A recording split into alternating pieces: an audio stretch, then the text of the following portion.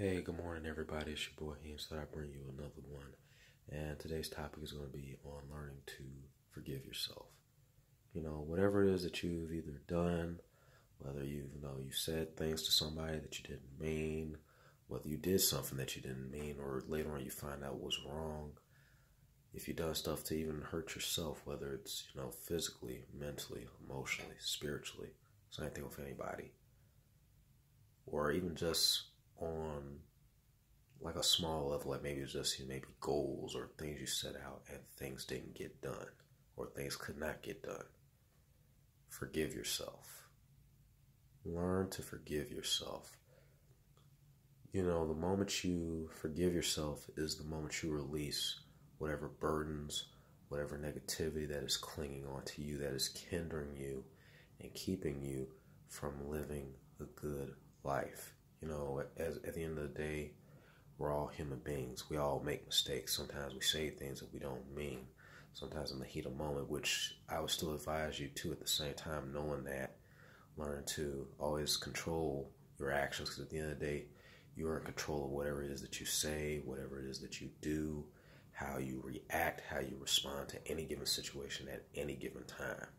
So always make sure you try to monitor that if you can.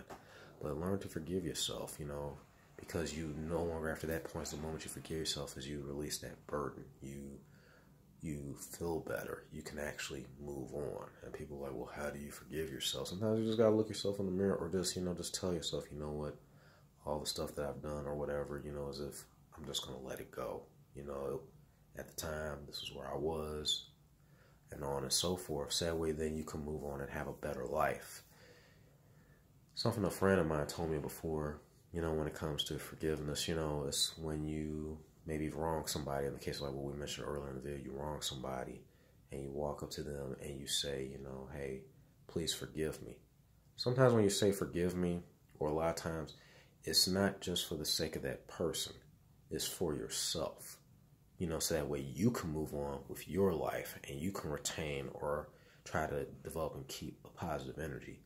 Sometimes you may walk up to a person and say, hey, I'm sorry for everything I've done to you. And they may tell you, no, get out of here. I don't want to deal with you. This, that, and the third, you this, you're that. That's okay.